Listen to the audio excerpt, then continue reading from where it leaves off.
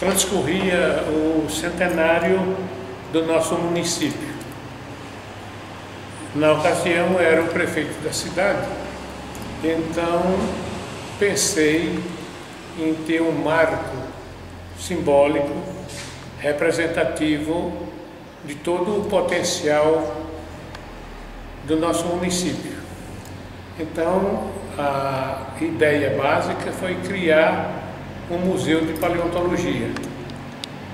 Essa ideia do museu de paleontologia nasceu precisamente do reconhecimento de que o nosso município contém importantes jazidas fossilíferas onde ocorrem peixes, crocodilianos, insetos e uma inteira diversidade de animais e produtos ligados ao nosso solo.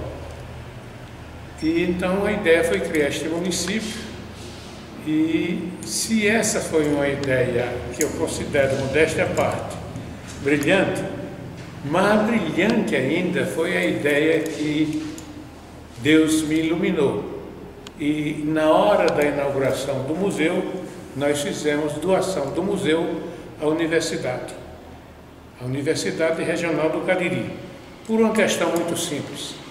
A universidade é a casa da ciência e, portanto, seria a universidade a instituição que teria condições objetivas de implantar, desenvolver, aprofundar a pesquisa e os conhecimentos a respeito da paleontologia. E, ao que tudo indica, foi uma medida acertada, porque, de fato, a universidade recebeu o museu e deu as condições de trabalho, de pesquisa, nos ajudou a montar a universidade, a biblioteca e os laboratórios, e hoje nós temos, de fato, um equipamento científico que valoriza a nossa região, porque o museu tem recebido sistematicamente visitas. Há poucos dias nós celebramos com muita alegria a visita número 400.000.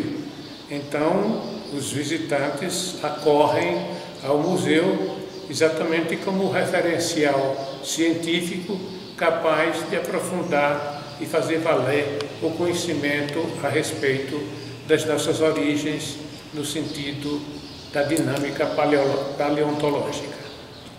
E a chegada, nos últimos 10 anos, do Geoparque Araripe?